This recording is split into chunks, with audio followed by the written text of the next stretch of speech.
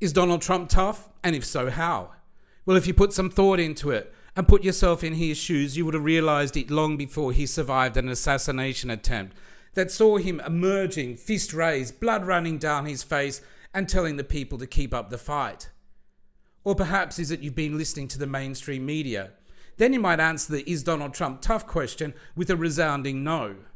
Check this footage out and tell me this is not the actions of a tough leader. Can you imagine Biden, Hillary, Obama, Xi or Trudeau emerging from the same situation in such a manner? So how did the mainstream media report it? No need to dignify those headlines any further than making the point by playing that clip. Let's face facts. These guys are suffering from a severe case of Trump derangement syndrome. Anyway, let's define tough. Oxford has two listings, the first for an object, the second for a live form, in this case a man. Based on this, I'm going to run with a few themes covering things like resiliency, strength, words and actions to support the notion that Donald Trump is tough, even excluding the attempted assassination and bullet wound. Now, if you do a simple search on YouTube, type in Trump MSNBC, all the videos that come up are attacks. Read through the headlines. It's a hit list. Very typical of MSNBC, the likes of CNN, ABC, CBS. They're no better than each other. Basically, Trump could go out there, save the world from an impending meteor strike, and most of the media would still paint him as a villain. Now, he didn't decide to run for office yesterday. Check this out from 1988. And yes, it seems even back then, Oprah liked him. Backing up words with actions, is this something that constitutes being a solid or tough guy? I'll let you decide, but let's check this out. And I know people have talked to you about whether or not you want to run. Would you ever? Probably not. But I do get tired of seeing the country ripped off. Why would you not? I just don't think I really have the inclination to do it. I love what I'm doing. I really like it. Also, it doesn't pay as well. No, it doesn't. But, you know, I just probably wouldn't do it, Oprah. I probably wouldn't, but I do get tired of seeing what's happening with this country. And if it got so bad, I would never want to rule it out totally, because I really am tired of seeing what's happening with this country, how we're really making other people live like kings, and we're not. So running for office wasn't something new for Trump. He toyed with it long ago. But there were a few key moments in time that may have spurred him to take action. President Obama will go down as perhaps the worst president in the history of the United States! Exclamation point at real Donald Trump. Well, at real Donald Trump, at least I will go down as a president. Donald Trump has been saying that he will run for president as a Republican, which is surprising since I just assumed he was running as a joke.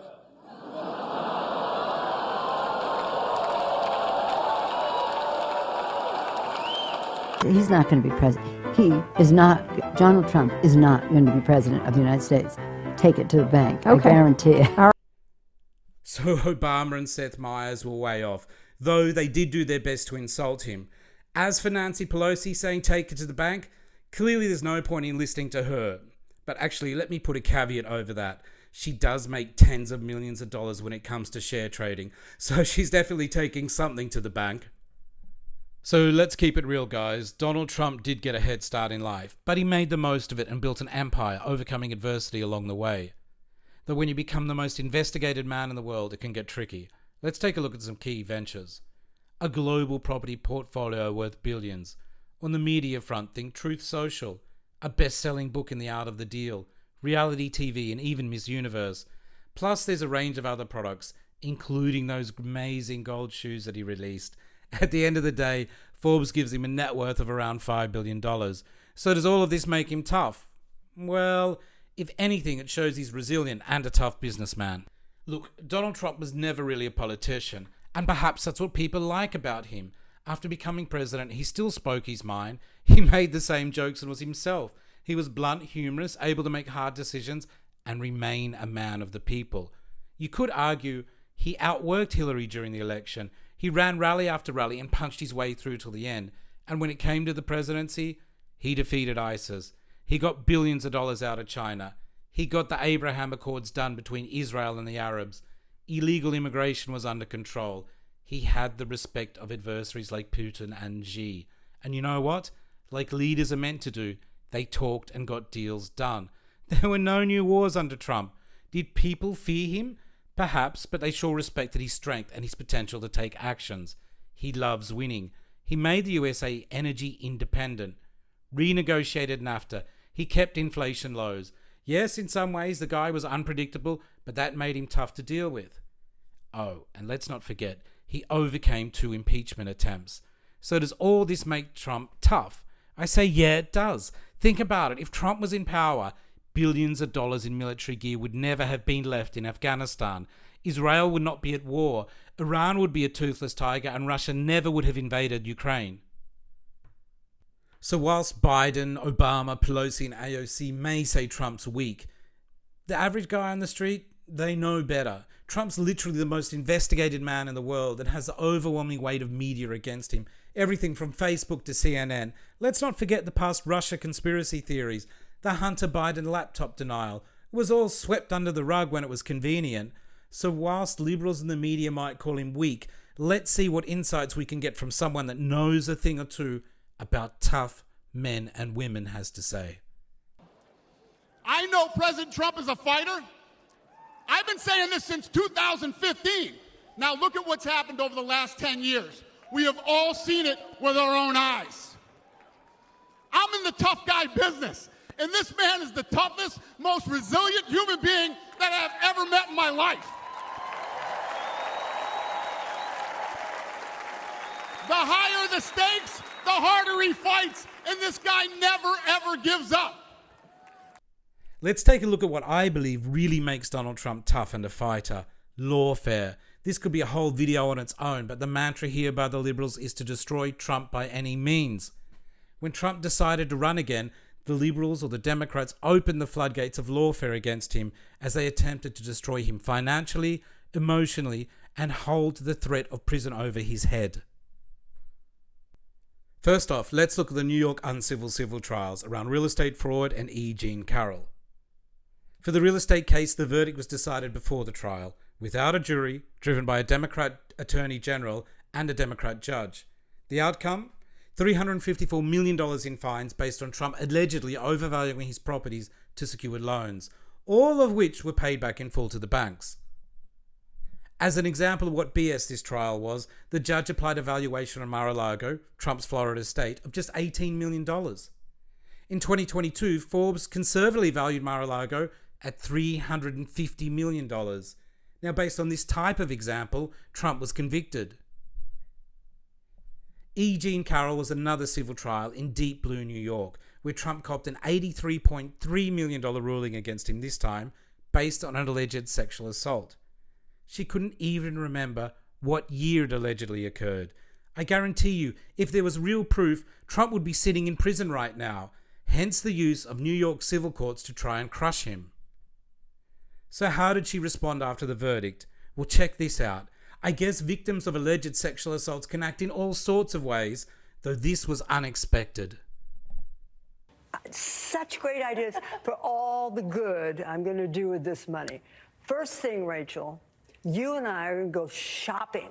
We're going to get completely new wardrobes, new shoes, motorcycle for Crowley, new fishing rod for Robbie. Rachel, what do you want? Penthouse? It's yours, Nothing. Rachel. Penthouse and France? You want France? Then there was the NDA case, or as the media put it, the hush money trial, held in a district that voted 90% Democrat, with a porn star and convicted liar as star witnesses. And once again, don't forget, a Democrat biased judge whose daughter raised millions for the party. Unsurprisingly, there could only be one result, guilty, but this will get overturned on appeal. Even Dr. Phil came out to criticize this one.